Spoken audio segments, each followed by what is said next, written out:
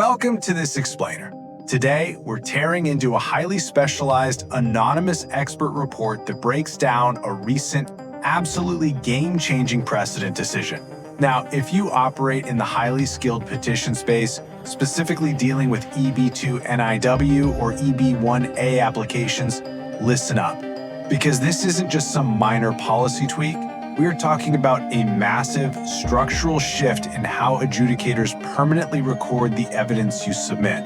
We're going to deeply analyze the underlying mechanics of evidentiary review here, and we'll see exactly what this strict, text-based decision reveals about the absolute most critical errors you can make.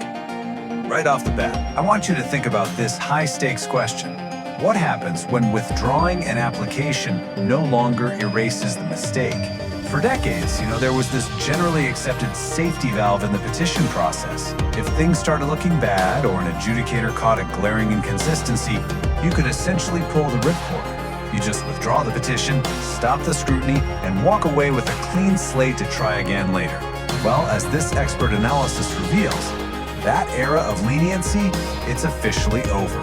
We are dealing with a systemic shift of monumental gravity here, and it fundamentally alters the risk landscape for literally every single piece of evidence you file.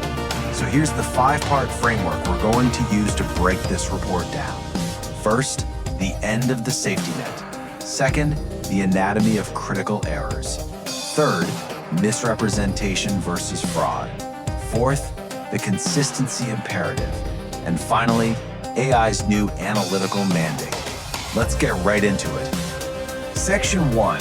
The end of the safety net and the elimination of that withdrawal loophole. This right here is the bedrock of the new precedent. Okay, let's look at the cause and effect here. In the past, withdrawing a petition effectively neutralized it. It gave you a clean slate to retreat, regroup, and refile without any collateral damage. But under this new precedent, a withdrawal no longer shields you. Authorities now have the explicit mandate to make formal findings effect. So if they spot an anomaly, they can permanently append findings of misrepresentation to your record, even if you try to formally yank the paperwork halfway through the process. That historical escape hatch we just talked about is officially and decisively closed tight. What we've shifted into is what the report defines as a strict liability environment. If an inconsistency is found, you just cannot hide behind a withdrawal anymore. A false claim, even if you formally retract it, becomes a fatal, permanent record that chains itself to every single future application you file. The risk multiplier here is massive. Actually, it's unprecedented. We're looking at an immutable record where withdrawal no longer erases the adjudicator's findings. The leniency of the past has been entirely replaced by a rigidly unforgiving evaluation. Moving on to Section 2, the anatomy of critical errors. Let's identify the 5 specific vulnerabilities where highly skilled petitions are crashing and burning. Because the stakes are so incredibly high now, we need to understand the mechanics of exactly where these petitions fail. And the data points to 5 primary failure points. First up, inflated citations. Adjudicators don't just take your word for it anymore. They routinely pull public databases to cross-reference your claims. So claiming 200 citations when only 80 exist, that's easily caught and it's instantly fatal. Second, exaggerated roles. This is when you claim to be the lead researcher on a major initiative, but your supplementary employment letters clearly mark you as just a contributor. Third, inaccurate recommendation letters that fail to align with the author's actual verifiable history or expertise. Fourth, overstating broader impacts, like claiming industry-wide adoption for a software tool that's actually only used internally by one single company. And fifth, misaligned proposed endeavor statements. This happens when you propose an ambitious future plan but completely lack the objective, documented proof of your ability to actually execute it. In every single one of these cases, the narrative outpaces the verifiable reality. So the big analytical takeaway here is that all 5 of those errors share one single root cause: evidentiary inconsistency. We aren't talking about mere typos or formatting issues here. This is a structural failure. It's a fatal mismatch between claimed achievements and the objective, proven record. and it fundamentally fractures the credibility of the entire petition. When your narrative claims one thing, but the underlying data points to another, the whole structure just collapses under scrutiny. All right, Section 3, Misrepresentation versus Fraud. Let's really break down the critical legal distinctions of false information on the record. Now, what's really fascinating about this breakdown is the stark difference in these legal standards. Fraud is a high bar.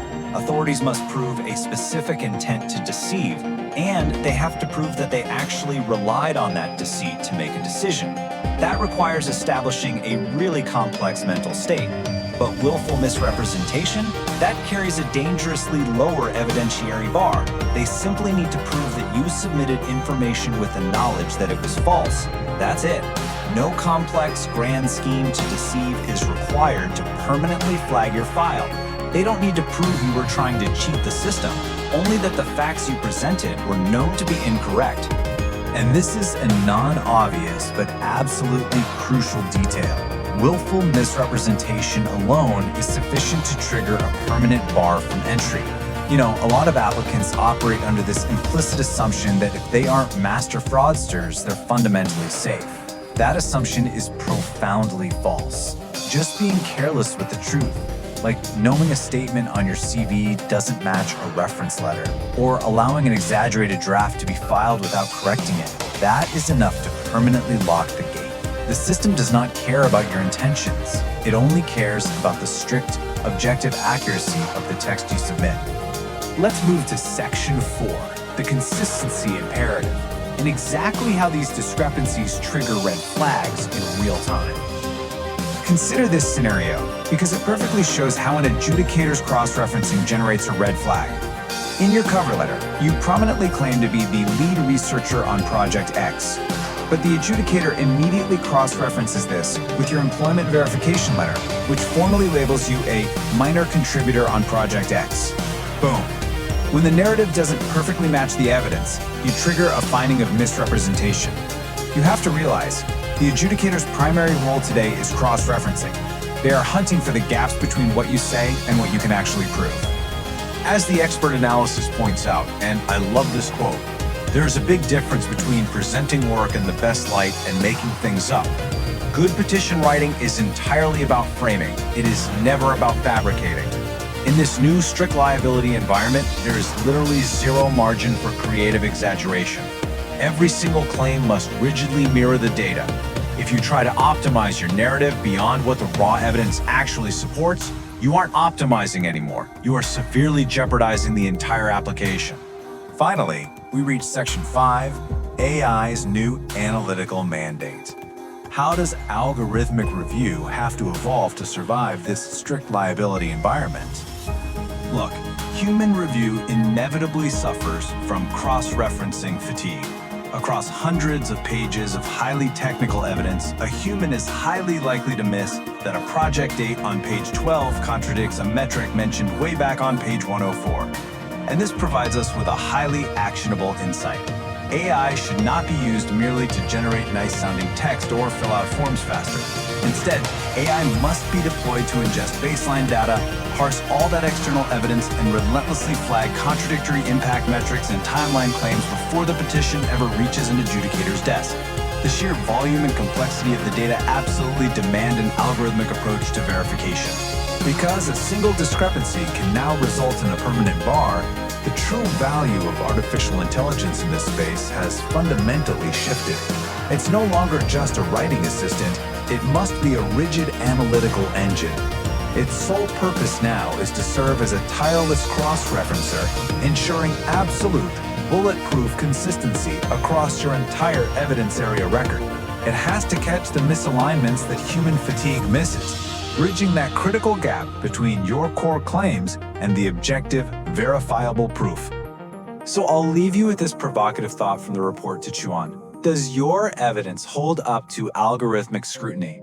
Because if your claims cannot survive a rigid AI engine hunting for the slightest inconsistency, they are certainly not going to survive an adjudicator operating in today's strict liability environment. Total accuracy is no longer just the best practice, it is your only true protection against the totally unforgiving system. Thank you for joining me for this explainer. Keep your evidence bulletproof and never stop learning.